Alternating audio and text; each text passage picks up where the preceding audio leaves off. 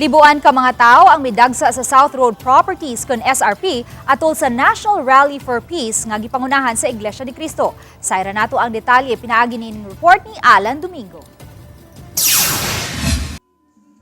Dili lang taga-Sugbo kung dili aduna pay gikan sa ubang mga silingang probinsya sama sa Bohol ang mituyo lang sa pag-anhi sa Sugbo aron makatambong sa rally alang sa kalinaw.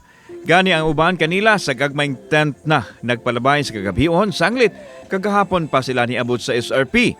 Adunay mga streamers nga gipangdala diin nakasuwat ang ilang mensahe alang sa pagkab-og sa kalinaw ug gisimbolohan usab kini sa puti nga mga flaglets nga dala sa mga miyembro sa Iglesia ni Kristo. Sukad ganinang buntag, adunay mga programa nga naghatag usab og lingaw sa mga rallyista. Sa initial statement nga gipagawas sa tigpamaba sa Iglesia ni Kristo, tumong nila ang pagkab-og ug malinawon nga kasulbaran sa mga isyu karon sa nasod. Dili lang ang mga INC members kundi gi-welcome usab nila ang ubang grupo nga adunay susamang tinguha. Among ipadayag ang among pagsuporta sa pronouncement sa atong presidente BBM sa iyang pag-object sa impeachment proceedings against Vice President Sara Duterte. Naapay lain nga mga pressing issues nga dapat atimanon o kanimanggod nga impending impeachment proceedings.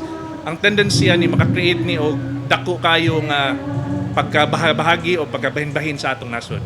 Wa pa mohatag og crowd estimate ang rally organizers apan matod sa Cebu City Disaster Risk Reduction and Management Office. Mga alas 7 pa lang kaganinang buntag, kapina sa 40,000 ka mga tao ang midagsa o gipaabot nga mudaghan pa kini inig-abot sa kahaponon. Samtang gipaniguros ka pulisan nga mapatuman ang kahapsay og kalinaw sa rally. Adunay mga pulis ug ubang mga personnel sa nagalain-laing ahinsya sa gamhanan ang nakakatap sa palibot. Gitugutan usab sa local government unit ang peaceful rally sa Iglesia ni Kristo. As mayor, we have to make sure nga ang mga participants are of course safe there and then peace and order. Samtang sa Ormoc City, midagsa usab ang mga sakop sa Iglesia ni Kristo nga mitambong sa National Rally for Peace. Din gibana-bana sa kapulisan nga moabot sa 25,000 ka mga tao. Giklaro sa kadagkuan sa Iglesia ni Kristo nga tumong nila sa ilang kalihukan mao ang pagpatuman sa kahapsay ug kalinaw sa nasod. Kauban si Clufer Lumayag, ako si Alan Domingo. Balitang Bisdak.